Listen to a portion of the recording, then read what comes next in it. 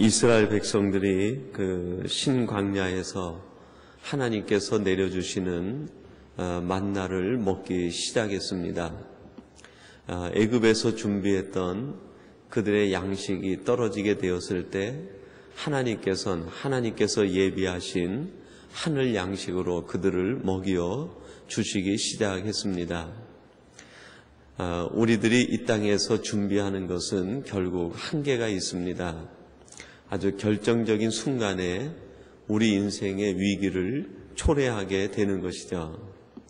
지난 주일에 우리가 함께 묵상했듯이 가나 혼인잔치집에 가장 중요한 순간에 가장 중요한 것이 그들에게 떨어지게 되었습니다. 나름대로 철저히 준비한 예식이고 이 정도면 완벽하겠다 그렇게 생각했던 잔치였지만 그 인생의 잔치가 결정적인 순간에 부족을 맛보게 된다는 것입니다. 결국 우리 인생이 그와 같지 않겠는가? 우리의 기술과 우리의 방법 또 우리가 가지고 있는 모든 것을 총동원해서 계획하고 일정을 세우고 준비하지만 결국 우리 인생의 가장 중요한 순간에 모자람을 경험하게 된다는 것이 바로 우리 인생의 문제가 아니겠는가. 그래서 그런 얘기를 합니다. 성경은 사람이 자기의 길을 계획할지라도 그 걸음을 인도하시는 분은 하나님이시다 그랬습니다. 또 우리 옛말에 진인사 대천명이다 라는 말이 있습니다. 진이란 말은 다할 진이고 인사, 사람이 자기의 일을 다 한다. 사람이 자기의 일을 완벽하게 계획해 놓고 다 준비를 해 놓고 그것으로 끝이 아니라 대천명이다 그랬어요. 기다린다는 것이죠. 하나님의 뜻을 기다려야 된다. 결국 우리 인간이 우리 인생의 일을 결정하고 추진하고 이끌어가는 것이 아니라 마지막 부분에는 하늘이 우리의 길을 이끌어가고 하나님께서 계획하시는 부분이 있다는 것을 가르쳐주고 있습니다. 이스라엘 백성들이 광야에서 준비한 그 양식이 끝나게 되었을 때 하나님께서는 그들을 40년 동안 하나님께서 예비하신 만나로 하늘의 양식으로 먹여주셨습니다. 그리고 이 귀한 사실을 잊어버릴까 봐 모세에게 특별히 항아리를 준비해서 그 만나 한 오매를 담아 증거판 앞에 두고 늘 기억하라 그렇게 규례로 남겨주셨습니다. 우리 인생은 바로 하나님의 임재 앞에 살아가야 된다. 그리고 항아리 같은 우리 인생 속에 담아야 될 것이 있는데 그것은 애굽에서 준비한 것을 담는 것이 아니라 하늘의 만나 하나님의 말씀을 담아야 되고 우리 질그릇에 보배 되신 예수 그리스도를 담고 살아가야 된다. 또한 만나는 40년 동안 부어주신 하나님의 사랑의 상징이라고 할 수 있습니다. 질그릇 같은 우리 항아리 속에 하나님의 사랑을 담고 살아야 된다 하는 것이 어제 새벽까지 우리가 함께 묵상한 말씀들의 내용입니다. 이러한 교훈 가운데 이스라엘 백성들이 또 르비딤이라는 지역에 이르게 되었는데요. 그곳에 역시 또 물이 없게 되었습니다. 물이 없음을 보고 이스라엘 백성들이 또 하나님을 향해 원망하기 시작합니다. 왜 우리와 우리 생축과 우리 온 가족들을 이 광야로 인도해서 목말라 죽게 하려 하느냐. 그러면서 원망하는 그들을 향해 하나님께서 모세에게 명령을 합니다. 너는 내가 너에게 주었던 그 능력의 지팡이를 짚고 반석을 치라. 그러면 거기서 생수가 솟아나오게 될 것이다. 여러분, 우리들이 살아가다 보면 우리 인생을 가로막고 있는 무거운 바위돌이 있게 됩니다. 그것을 만날 때마다 우리들은 도대체 누가 내 인생 앞에 이런 무거운 바위돌을 놓느냐, 방해물을 놓느냐, 장애물을 놓느냐 하면서 때로는 원망하고 때로는 절망하고 때로는 미움을 갖게 됩니다. 하나님께서 모세에게 명령한 것처럼 우리는 담대하게 믿음의 지팡이를 들어서 우리를 가로막고 있는 모든 원망의 바위들, 미움의 바위들을 깨뜨리고 그것을 파괴해 나가야 될 것입니다. 그것에 눌려서 원망하고 있는 것이 아니라 그것에 눌려서 우리의 영적인 믿음이 전진하지 못하고 주저앉는 것이 아니라 오히려 우리를 가로막고 있는 모든 장애물, 그 돌들을 디딤돌로 삼아 뛰어오르는 믿음의 도약이 있어야 되겠다 하는 것입니다. 여러분, 오늘 본문 6절에 보니까요, 그런 말씀이 있는데 우리 6절을 한번 같이 봉독해 보겠습니다. 6절입니다. 내가 거기서 호렙산 반석 위에 너를 대하여 서리니 너는 반석을 치라. 그것에서 물이 나리니 백성이 마시리라. 모세가 이스라엘 장로들의 목전에서 그대로 행하니라 그랬습니다. 하나님께서 6절에서 보면 모세에게 명령하기를 너는 거기서 그랬습니다. 그 자리에서 하나님 앞에 믿음을 보이고 하나님의 사람으로서의 권세를 드러내라 하는 것이죠. 여러분, 여기서 거기서 그랬는데 이 거기가 어딥니까? 백성들이 원망하는 자리고 큰 바위가 물길을 막고 있는 그 장소를 얘기합니다. 절망할 수밖에 없고 좌절할 수밖에 없는 자리, 그 자리에서 너는 지팡이를 들고 그 모든 요소들을 깨뜨리고 그곳에서 하나님의 영광을 드러내라 하는 하나님의 명령이라고 할 수 있겠습니다. 그래서 오늘은 말씀의 제목을 우리를 가로막고 있는 반석을 깨뜨리라. 여러분을 지금 가로막고 있는 여러분의 삶을 무겁게 누르고 있는 반석은 무엇입니까? 그 무게에 있는 바위돌은 무엇입니까? 오늘 이 새벽 여러분들께서 그 바위돌을 깨뜨리고 그 속에서 하나님의 영광을 드러내는 우리 복된 성도들이 되시기를 주님의 이름으로 축원합니다. 오늘 본문에 보면 그 바위를 세 가지로 우리가 요약해서 얘기할 수 있겠습니다. 첫 번째는 원망의 바위입니다. 때때로 우리 믿음의 삶을 가로막고 무겁게 누르고 있는 원망의 바위들이 있다는 것이죠. 여러분, 3절에 보니까요, 그런 말씀을 합니다. 거기서 백성이 모에 가라매 그들이 모세를 대하여 원망하여 가로되 당신이 어찌하여 우리를 애굽에서 인도하여 내어서 우리와 우리 자녀와 우리 생축으로 목말라 죽게 하느냐 그랬습니다. 이 르비딤이라는 지역에서 이스라엘 백성들은 원망의 바위에 눌리게 되었습니다. 더 이상 한 걸음도 나갈 수 없을 만큼 무거운 바위에 눌려있는 이스라엘 백성들, 도대체 이들이 왜 원망이라고 하는 바위에 무겁게 눌릴 수밖에 없었는가? 그것이 3절 하반절에 있는데요. 우리와 우리 자녀와 우리 생축으로 목말라 죽게 하느냐 그랬습니다. 자기 자신만을 보지 못할 때 결국 원망의 바위에 눌리게 된다는 것이죠.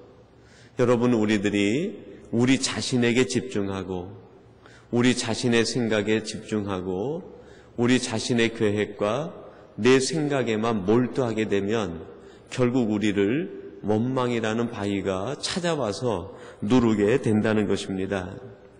반면에 우리의 모든 만나는 상황 속에서 하나님의 계획을 생각하고 하나님의 뜻을 생각하고 하나님의 원하시는 하나님의 모든 섭리를 생각하게 되면 원망이 우리를 누르는 것이 아니라 감사가 우리를 자유케 합니다.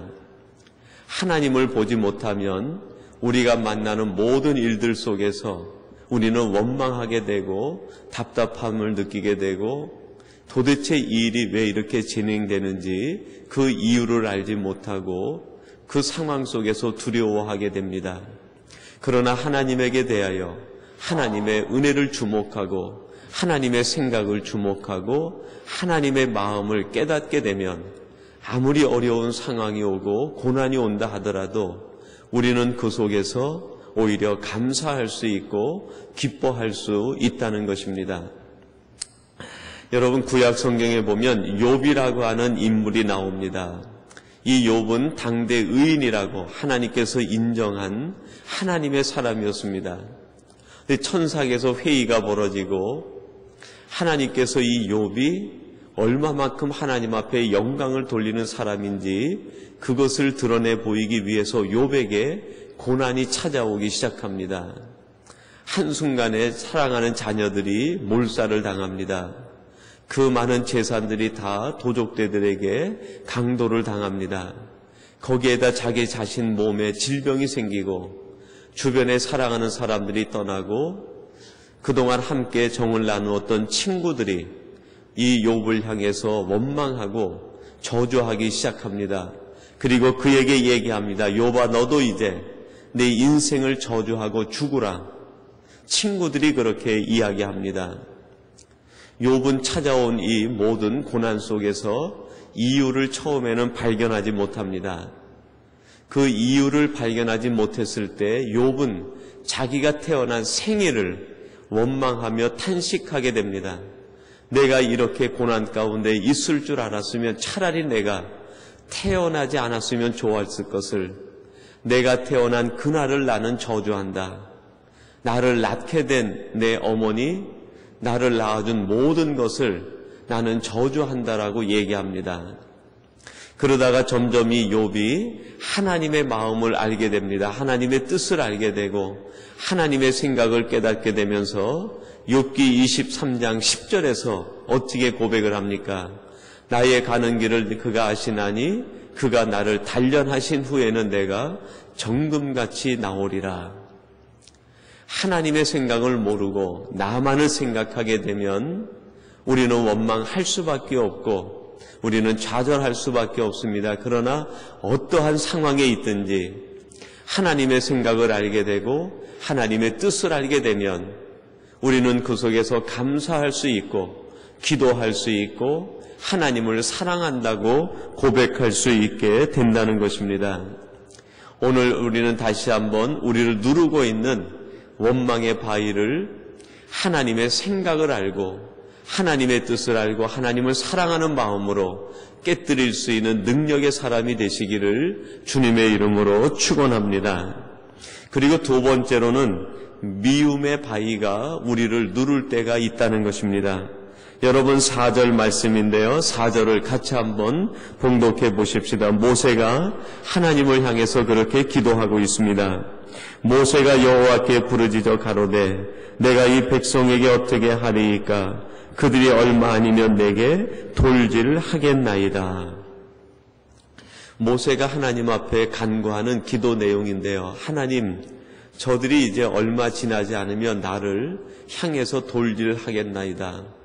도대체 저들이 왜 내게 그러는지 알 수가 없습니다. 백성들이 미워지기 시작했다는 것이죠. 여러분이 모세가 백성에 대하여 미움의 마음을 갖게 된 것은 왜 그렇습니까? 모세의 마음속에 백성들을 향한 중보의 마음을 잃어버릴 때 그 마음이 미움의 마음으로 변하게 된다는 것입니다. 하나님께서는 이 모세에게 그런 명령을 내립니다. 5절에 보니까요. 여호와께서 모세에게 이르시되 백성 앞을 지나가서 이스라엘 장로들을 데리고 하수를 치던 내 지팡이를 손에 잡고 가라 그랬습니다. 하나님, 저들이 왜 나를 향해 이렇게 원망하고 미워합니까? 나도 저들이 밉습니다 그랬더니 하나님께서 모세에게 주시는 말씀이 무엇입니까? 모세야, 너는 내가 너에게 준 지팡이를 갖고 그 백성들 앞을 지나가고 그 장로들을 데리고 함께 가라 그렇게 이야기합니다. 그 앞으로 나아가라는 것이죠. 모세를 세운 것은 백성을 미워하기 위해서 세운 것이 아니라 내가 너를 지도자로 세운 것은 백성들을 향해 끊임없이 중보하고 그들을 섬기고 그들을 위해서 일하라고 너를 선택한 것이지, 백성들이 원망한다고 해서 그들을 미워하고 그들을 향해서 시기하는 마음을 가지라고 내가 너를 선택한 것이 아니라는 것입니다. 그들이 너에게 대하여 어떻게 하든지, 그들이 너에 대하여 어떠한 마음을 갖든지 너는 너의 할 일에만 주목하라는 것입니다. 너는 백성을 섬기는 자고, 너는 백성을 중보하는 자고, 너는 백성들을 위해 일하는 자고, 내 명령을 쫓아 백성들을 위해서 기적을 베푸는 자지, 백성을 향해서 원망하거나 미워하라고 내가 너를 지도자로 세운 것이 아니라는 것입니다. 그 순간 아마 이 모세가 깨닫게 되었을 것입니다. 내가 백성들을 향해 중보의 마음을 잃어버릴 때 하나님께서 맡겨주신 그 일을 잃어버리고 내가 그들을 향해 미움의 마음을 갖게 되었다는 것을 깨닫게 되었을 것입니다. 여러분, 우리 믿는 자들은 이 땅에 하나님께서 중보자로 세워주신 사람들입니다. 베드로전서 2장 9절에 보니까요, 너는 왕같은 족속이요 세상에 대하여 제사장이라고 말씀하고 있습니다. 하나님께서는 우리들을 중보자로 이 땅에 보내시고 세워주셨습니다. 세상이 우리에게 어떻게 하든 우리는 그것을 보고 원망하고 미워할 것이 아니라 우리가 이 땅에 존재하는 까닭이 오직 중보적 사역에 있음을 믿고 세상이 우리에게 대하여 무슨 일을 하든 우리는 끝까지 우리에게 맡겨진 사명에 집중하고 중보하는 일에 집중할 때 우리는 미움의 바위를 깨뜨릴 수 있게 된다는 것입니다. 사랑하는 성도 여러분, 여러분들이 이 땅을 살아가면서 어떠한 상황에 놓이든지 이 중보의 마음을 잃어버리지 않는 성도들이 되시기를 주님의 이름으로 축원합니다. 그리고 마지막 세 번째로는 불신의 바위가 우리를 누를 때가 있습니다. 7절 하반절인데요, 이렇게 말씀을 합니다. 또는 그들이 여호와를 시험하여 이르기를 여호와께서 우리 중에 계신가 아닌가 하였음이라 그랬습니다. 이스라엘 백성들의 마음을 지배하고 있는 또 하나의 바위, 무거운 것이 있었는데 그것이 뭡니까? 하나님이 우리 중에 계신가 아닌가 한다. 그들 마음속에 어느새 불신의 마음이 찾아오기 시작했습니다. 하나님이 주시는 만나를 매일매일 끼니 때마다 먹으면서도 하나님에 대하여 불신하고 하나님의 사랑에 대하여 불신하고 하나님의 은혜에 대하여 불신하는 이스라엘 백성들이 얼마나 어리석은 모습으로 비춰지고 있습니까? 여러분, 이 모습이 광야를 걸어가는 유대인의 모습만 같습니까? 이 모습이 바로 오늘 우리들의 모습은 아닙니까? 하루아침 하나님이 주시는 일용할 양식을 먹으면서도 그 식탁의 자리에서도 우리들은 때때로 불신의 마음을 가질 때가 있습니다. 하나님이 주시는 만찬을 먹으면서도 하나님이 주시는 은혜를 먹고 마시면서도 그 순간에도 우리도 모르는 사이에 우리의 마음과 생각에 붙잡혀서 하나님에 대하여 불신의 마음을 가질 때가 얼마나 많이 있습니까? 하나님이 내 곁에 계시는가 아닌가? 여러분, 우리는 이런 생각을 할 것이 아니라 내가 지금 하나님 곁에 있는가 아닌가를 늘 생각하고 묵상해야 될 것입니다. 하나님은 약속했습니다. 세상 끝날까지 내가 너희와 항상 함께 있으리라고 약속해 주셨습니다. 하나님의 약속은 신실합니다. 변개치 않습니다. 하나님은 한번 하신 말씀을 반드시 이루시고 인생이 아니시기 때문에 하나님은 후회하지 않으시고 하신 말씀을 이행하지 함이 없다고 말씀하고 있습니다.